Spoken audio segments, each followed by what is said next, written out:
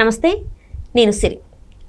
So మనము సొంత ఇల్లు కొనుక్కోవాలి లేకపోతే ఫ్లాట్ తీసుకోవాలి అంటే అంత పెద్ద మొత్తాన్ని మనం ఒకటేసారి అయితే కట్టుకోలేము. మరి మిడిల్ క్లాస్కి అయితే చాలా ఇబ్బంది, అంటే భారం అని కూడా మనం ఫీల్ అవుతూ ఉంటాం. అయితే మనం వాటిని పక్కన పెడితే ఈఎంఐ అనే రూపంలో మనం కొద్దిగా పే చేసుకుంటూ వస్తాం. అయితే ఈఎంఐకి అంటే ఎంత కాలం పెట్టుకుంటే మంచిది? కొంతమంది అయితే 1 yearలో క్లియర్ చేస్తా అంటారు, 3 yearsలో క్లియర్ చేస్తా అంటారు, 15 అంటారు, కొంతమంది అయితే మరి 13 అంటారు. మరి బ్యాంక్ లోన్స్ ఇట్లా ఎక్కువ టైం పెట్టుకోవడం మంచిదా కాదా? ఎలాంటి ఫలితాలు ఉంటాయి? ఒకవేళ ఎక్కువ కాలం పెట్టుకుంటే మంచిదా, తక్కువ కాలం పెట్టుకుంటే మంచిదా అనే అంశాన్ని మనకు వివరించడానికి మనతో పాటు ఉన్నారు realtor oxygen founder, CEO, TEDx speaker, real estate రంగంలో లెజెండరీ అవార్డ్ గ్రహీత డాక్టర్ నంది రామేశ్వరరావు గారు. నమస్కారం సార్. సార్, ఇప్పుడు చూస్తుంటే ఇప్పుడు మిడిల్ క్లాస్ వాళ్ళు ఇల్లు కట్టుకోవాలన్నా ఫ్లాట్ తీసుకోవాలన్నా ఏంటంటే అంత పెద్ద అమౌంట్ని ఒకసారి అయితే కట్టలేరు వాళ్ళు. సో ఇప్పుడు ఏదైతే ఈఎంఐలకి ఏమంటారు లోన్స్ తీసుకున్న తర్వాత టర్మ్ ఏదైతే ఉంటుందో, కొంతమంది అంటే 1 yearలో కట్టేస్తామంటారు, కొంతమంది 15 అంటారు, కొంతమంది 30 years అంటారు. ఎక్కువ టైం పెట్టుకోవడం మంచిదా, తక్కువ టైం పెట్టుకోవడం మంచిదా, అసలు ఏది పెట్టుకుంటే మంచిది అంటారు? ఇది చాలామంది ఇంపార్టెంట్ అయిన క్వశ్చన్ అడిగేసి, ఎందుకంటే బ్యాంక్ లోన్ తీసుకున్నప్పుడు బాగానే ఉంటుంది, తర్వాత కట్టినప్పుడు చుక్కలు కనిపిస్తాయి. తీసుకోవడం ఎప్పుడు కూడా ఈజీ. ఇప్పుడు పిలిచి మరి ఇస్తున్నారు కదా సార్, ఇస్తున్నారు. ఎందుకంటే వాళ్ళ బిజినెస్ లేదు కదా. బిజినెస్ లేనప్పుడు అనేకమైన ఇన్సెంటివ్లు, స్కీములు, క్యారెట్లు, బొనాంజాలు, ట్రిప్పులు ఇస్తారు. ఇక్కడ ఏమవుతుంటే బ్యాంకులు ఒకప్పుడు 1, 2, 3, 4, 5 బ్యాంక్స్ ఉండేవి. ఇప్పుడు 100లో ఉన్నాయి బ్యాంకులు. ఇప్పుడు అదే బిజినెస్ పెరుగుతుంది, అన్ని బ్యాంకులు వస్తే ఎవరు ఎక్కువ మంచి రేట్ ఇస్తే అటు వెళ్ళిపోతారు, అంతే కదా. అంటే ఇప్పుడు చూసుకున్నట్టయితే సార్ 30 years టెన్యూర్ కాలం పెట్టుకుంటే మంచిదా, టర్మ్ కాలం పెట్టుకుంటే మంచిదా, లేకపోతే 15 years పెట్టుకుంటే మంచిదా, ఎన్ని ఇయర్స్ పెట్టుకుంటే మంచిదా? అంటే అమౌంట్ బట్టి ఈఎంఐ ఇది పెట్టుకోవాలంటే ఎట్లా అంటారు సార్? అంటే ఫస్ట్ మీరు ఈఎంఐ అంటే ఏంటో తెలుసుకోవాలి. ఈక్వేటెడ్ మంత్లీ ఇన్స్టాల్మెంట్స్ అంటే మనం తీసుకున్న మొత్తాన్ని ఇంట్రెస్ట్తో పాటు ఎన్ని సంవత్సరాలు మన కెపాసిటీ బట్టి ఉంటుంది. ఆ డెసిషన్ అనేది 15 సంవత్సరాలు, 20 సంవత్సరాలు, 30 సంవత్సరాలు తీసుకుంటే ఈఎంఐ తక్కువ ఉంటుంది. అదే 15 సంవత్సరాలు తీసుకుంటే ఇంకొద్ది ఎక్కువ ఉంటుంది. 10 సంవత్సరాలు తీసుకుంటే కొంతమంది 3 సంవత్సరాలు తీసుకుంటారు. సో బ్యాంక్ వాళ్ళు ఇంతకుముందు రూల్స్ కొద్ది డైల్యూట్ చేసి 1 సంవత్సరానికి లోన్ ఇస్తాం, 10 సంవత్సరాలు లోన్ ఇస్తాం, 20 సంవత్సరాలు లోన్ ఇస్తాం, 30 సంవత్సరాల వరకు ఇస్తాం. ఇప్పుడు సపోజ్ మీ ఫాదర్కి 55 సంవత్సరాలు అనుకోండి, వాళ్ళు లోన్ ఇవ్వరు. ఎందుకంటే 30 సంవత్సరాలు తీసుకుని ఎలా కడతారు? డబ్బులు రిటైర్ అయిపోతాడు కదా, డబ్బులు రావు కదా, దాని పెన్షన్ వస్తుంది తప్ప. సో మీకున్న రీపేయింగ్ కెపాసిటీ ఇంతకుముందు బ్యాంక్ వాళ్ళు 75-80% ఇచ్చేవారు. ఇప్పుడు కొన్ని బ్యాంకులు 100% కూడా ఇస్తున్నారు, ప్లస్ మారిటోరియం పీరియడ్ ఇస్తారు. అంటే వాళ్ళు ఏంటంటే ఫస్ట్ మిమ్మల్ని కమిట్ చేయిస్తున్నారు, తర్వాత మనం కట్టుకోవాలి. కట్టకపోతే డిఫాల్టర్, ఎన్పి అంట, నాన్ పెర్ఫార్మింగ్ అసెట్. అందుకని ఇక్కడ ఏంటంటే ఇప్పుడు ఏ లోన్ తీసుకోవాలి, ఎంతకాలం తీసుకోవాలి, ఎంత ఏమేమి పెట్టాలి, ఇండివిజువల్ కేస్ టు కేసు. నీ కేసు వేరు, ఆయన కేసు వేరు, నా కేసు వేరు, రైట్? అంటే ఇప్పుడు ఒక 1 కోటి రూపాయలు అయింది అనుకోండి సార్, మొత్తం ఇల్లు కట్టడానికి అంత అయింది అంటే ఎంత డౌన్ పేమెంట్ కడితే మంచిది, ఎంత ఇదంతా ఎట్లా చూసుకోవాలి? ఒకప్పుడు 20%, ఒకవేళ 1 కోటి కంటే తక్కువ అయితే మనం 20% పెట్టుకోవాలి. 1 కోటి కంటే మనం తీసుకునే లోన్ అమౌంట్ 1 కోటి కంటే ఎక్కువైతే 25% పెట్టుకోవాలి. మన బడ్డు అంటే మనం కూడా కెపాసిటీ ఉందని. అది పాత రూల్. కొత్త రూల్ ఏమైందంటే ఆ 20-25 కూడా మేమే పెడతాం, మీరు అప్పు తీసుకోండి అంటున్నాడు. సో మీ మీద బడ్డని పెరుగుతుంది కదా. అసలు మీరు 20% లేదా 80% ఎట్లా కడతావు నువ్వు?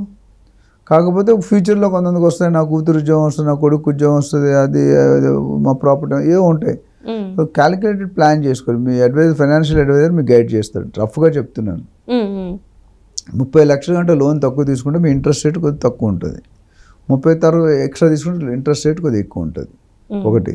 రెండోది, ఈఎంఐలో మీరు ఎంత తక్కువ తీసుకుంటే అంత మంచిది. అంటే పీరియడ్ నేను చెప్పేది రెండే ఉంటాయి, టైం పీరియడ్, ఈఎంఐ ఏదో ఒకటి వేరీ అవుతుంటాయి. సపోజ్ నువ్వు అడ్వాన్స్ ఒక 5 సంవత్సరాలు ముందే కట్టావు అనుకో, నీకు నెంబర్ ఆఫ్ ఇన్స్టాల్మెంట్స్ అయినా తగ్గుతాయి, లేదా ఈఎంఐ అయినా తగ్గుతుంది, ఏదో ఒకటి తగ్గుతుంది.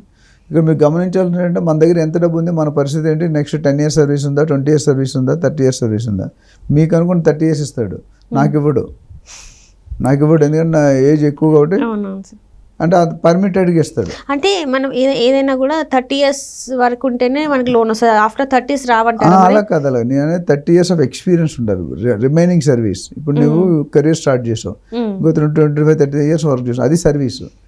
ఏజ్గా చూసేది సర్వీస్ చూస్తున్నారు. ఇప్పుడు నేను 50 ఉన్నాను, కష్టం అవుతుంది, కష్టం, నేను 80 వరకు వెళ్ళిపోతారు కాబట్టి అది ఇవ్వరు. సో అది బ్యాంక్ నెగోషియేషన్. అయితే మీరు ప్రూవ్ చేసుకుంటే మీ క్రెడెన్షియల్స్, సిబిల్ స్కోర్ బాగా ఉండి మంచి రేట్ వస్తే కొంతవరకు ఇస్తారు. జనరల్గా ఇప్పుడు మన ఫాదర్స్ ఉండేటప్పుడు 60 సంవత్సరాలు రిటైర్ అయినప్పుడు పిఎఫ్ గ్రాట్యుటీ వచ్చి కొనుక్కునేవారు ఇల్లు. సొంత ఇల్లు అప్పుడే వచ్చేది. మా టైంలో 60 దాకా 35-40లో కొనుక్కున్నాం మేము. ఇప్పుడు 25-30లోనే కొనేసుకుంటున్నారు. అంటే వాడు డెఫినెట్గా 30 సంవత్సరాలు ఉంటుంది. 30 years పెళ్ళి అయిపోయి భార్య కూడా 1-2 పిల్లలు పుట్టిన 30 years, 30 to 60.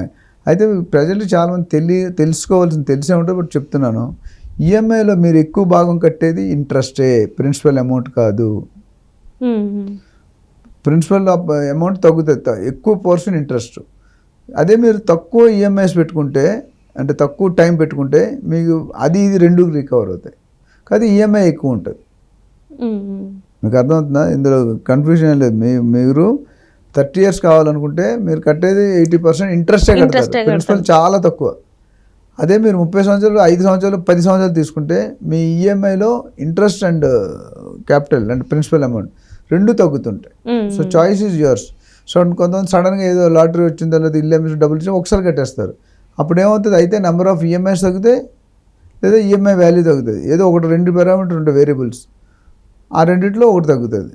అంటే మీరు 30 సంవత్సరాలది 20 సంవత్సరాల్లో క్లోజ్ చేసేవచ్చు, 20 సంవత్సరాలు 10 సంవత్సరాల్లో క్లోజ్, 10 సంవత్సరాలు 5 సంవత్సరాలు. అయితే బ్యాంక్ ఇప్పుడు ఇచ్చిన విసురుబాటు ఏంటంటే 1 సంవత్సరం నుండి 30 సంవత్సరాల దాకా లోన్ ఇస్తున్నారు. మీ బ్యాక్గ్రౌండ్ బట్టి, మీ సిబిల్ స్కోర్ కానీ, మీ బ్యాంక్ ట్రాన్సాక్షన్ కానీ, మీ దగ్గర ఉన్న ఫండింగ్ కానీ. అంతకుముందు కంపల్సరీ 20% మనం పెట్టుకోవాలి. ఇప్పుడు ఆ కండిషన్ కూడా డైల్యూట్ చేసి, అవసరం అనుకుంటే మంచి క్యాండిడేట్ ప్రొఫైల్ బాగుంది, మంచి గవర్నమెంట్ జాబ్ ఉంది, మల్టీనేషనల్ కంపెనీ జాబ్ ఉందంటే they're saying okay we will give more, 90 ఇస్తాం, 95 ఇస్తాం, 100%. ఇప్పుడు ఎన్బిఎఫ్సిస్ ఉన్నాయి, అట్లానే మీకు గవర్నమెంట్ బ్యాంక్స్ ఉన్నాయి, ప్రైవేట్ బ్యాంక్స్ ఉన్నాయి, కార్పొరేట్ బ్యాంక్స్ ఉన్నాయి, కోఆపరేటివ్. సో మీరు తీసుకోవాలన్నమాట. ఒక్కొక్క బ్యాంక్కి రేట్ వేరే ఉంటే 0.5% ఇటు పెద్దగా మారదు. అంటే ప్రైవేట్ బ్యాంక్స్ అంటున్నారా సార్, లేకపోతే గవర్నమెంట్ బ్యాంక్స్ అయినా కూడా రెండిట్లో తీసుకోవచ్చు. ప్రైవేట్ బ్యాంక్లో కొద్దిగా ఎక్కువ ఉంటుంది. గవర్నమెంట్ ఏంటంటే గవర్నమెంట్ కదా, ఎవరు నో మ్యాన్ ల్యాండ్ అంటారు రియల్ ఎస్టేట్లో. అంటే గవర్నమెంట్ అంటే ఎవరు సొంతం కాదు. ప్రైవేట్ అనుకోండి ఒకటి సొంతం ఉంటుంది, ఎవడో ఒకటి ప్రైవేట్ కానీ ఎండి చైర్మన్ ఉంటారు, వాళ్ళ ఇంట్రెస్ట్లు ఎక్కువ ఉంటాయి. పెద్ద అంటే ఆర్బీఐ రూల్స్ పాటించాలి, బట్ అందులో కూడా 0.5 to 1% తేడా ఉంటుంది. ప్రైవేట్ బ్యాంకులు నార్మల్గా ప్రాసెసింగ్, డాక్యుమెంటేషన్ చార్జెస్ కొద్దిగా ఎక్కువ ఉంటాయి, అండ్ కొద్దిగా ఇంట్రెస్ట్ రేట్ కూడా ఎక్కువ ఉండొచ్చు. గవర్నమెంట్ ఏంటంటే తక్కువ ఉంటుంది. గవర్నమెంట్ బ్యాంకులు ఇంచుమించు 0.25%, 0.5% సీనియర్ సిటిజన్ 0.5 అట్లా.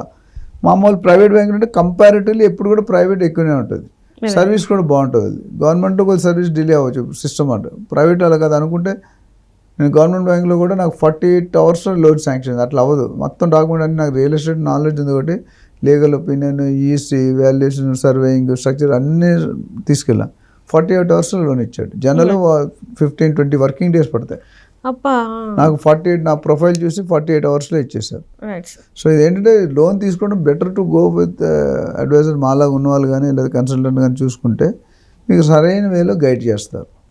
సో దీని మీద ఎటువంటి డౌట్స్ ఉన్నా they can call us. Right sir, thank you so much sir.